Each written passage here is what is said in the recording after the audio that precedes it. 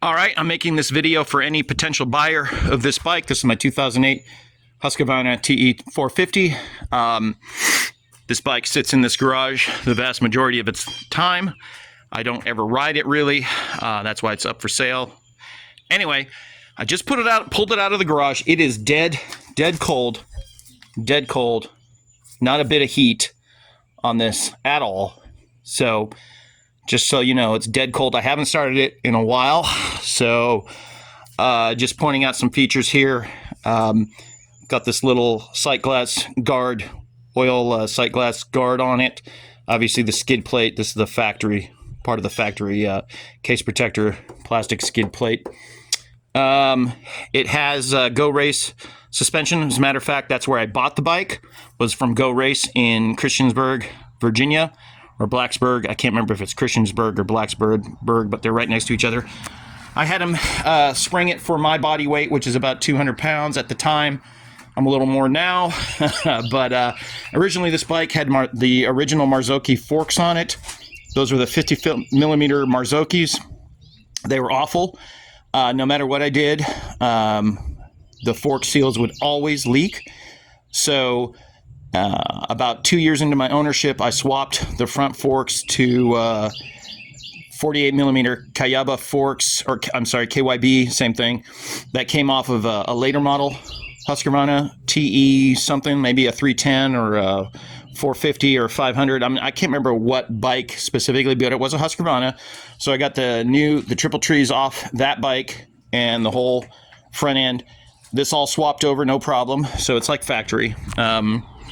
This bike is essentially the same as a modern day SWM 450 or 500 that they make. Basically same bike. So you can still get parts and stuff for it. But anyway, this bike has not started in God knows how long. So there's the odometer reading. Let's see. I can't read the odometer. That's the clock. That's trip.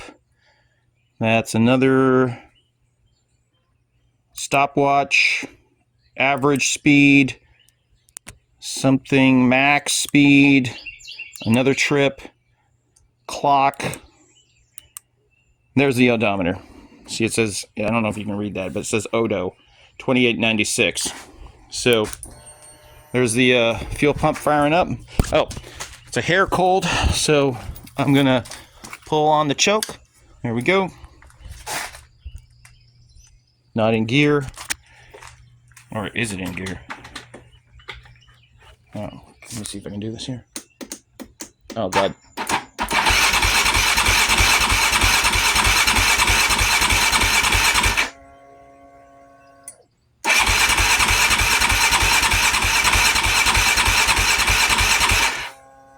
Come on.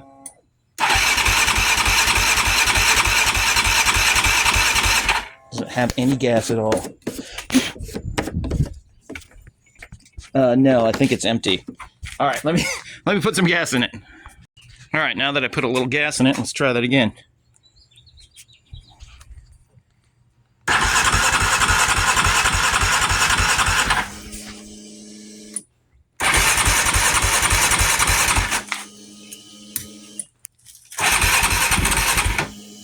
I guess it didn't need choke. I guess I was too much fuel. Now you gotta understand, this bike is not started for months and months. It just sits in this garage.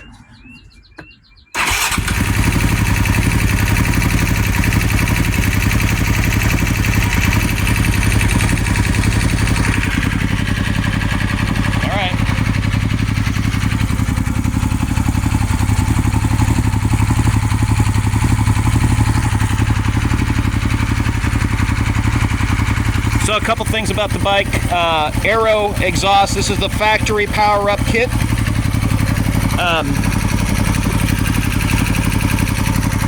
It has an absolutely horrifically terrible kickstand. Originally this bike had been shortened for a female rider. So when I bought it from Go Race, I tried to ride it with the shortened suspension. That didn't work at all.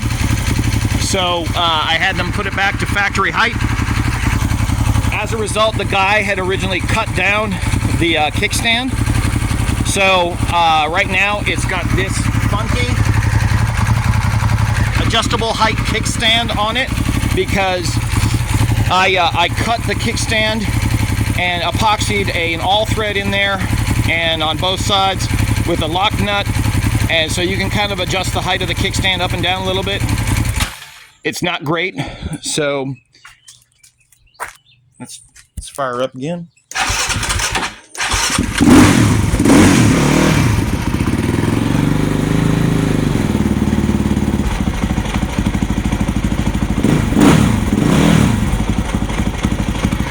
This bike is a hair cold-blooded, so you do have to let her warm up for a bit. But anybody coming down here to look at this bike, I'm making this video particularly for one gentleman that asked for the video. So before you get here, let me shut her up so you can actually hear me talking. Things you should know about the bike, outside of cosmetic things, obviously, you know, I have ridden the bike. So there's going to be, and it was mostly 95% of everything I ever did with this bike was off-road. So, you know, you're going to have some cracks in the plastic.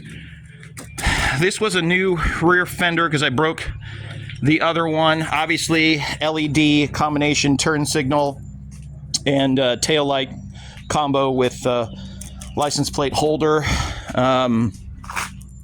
That is aftermarket.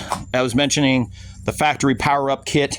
You can see that this aero exhaust has a factory Husqvarna mark on it. And what that was is it removed the O2 nonsense. There was like a jumper. So that supposedly put the bike, I don't know if it put it into some kind of closed loop system for the fuel injection, but it's supposed to have given the bike some extra pep. I never really rode the bike without the power-up on it because I bought the power-up kit almost immediately as soon as I got the bike. So let's see. This is a decompression lever. I don't know why it's even there. Never ever use it for anything. You can see the hand guards. Most of the issues with this bike are cosmetic. Trying to think. The front fender obviously has got its cosmetic issues with this crack and just general wear and age. I do have the original tank and the fins for the radiator, the scoops. So I have that plastic. I think I still have the factory exhaust. I don't think there's much else factory that I have left over other than those parts. I do have a new chain for it. I do have a new headlight for it. This headlight, as you can see, this turn signal, I think I have even a new turn signals for it for the front. This one's broken. I think it still works actually, but it's broken. Either the low beam or the high beam's not working. I think the low beam's not working. So I think the bulb just has the low beam part of it burned out. Just little cosmetic issues, as you can see on this little protective guard that goes around the, well, it just broke off. That's just age. That's just age, time, and wear. You know, the bike is a 2008, so it's going to have some cosmetic things happening. But as far as the motor and the suspension, I had Go Race adjust the valves on it after I had the bike for about a year. And because I didn't really know what the overall history prior to my ownership of the bike was. And when he went to adjust them, he said that they needed no adjustment. So, and that was about probably less than 1,000 miles ago. So I really honestly just haven't ridden the bike a whole bunch. Let's see, the starter switch, I'm trying to remember. Obviously you need new grips. These are okay, but for whatever reason they've backed out of the ends a little bit, and sometimes they'll flex.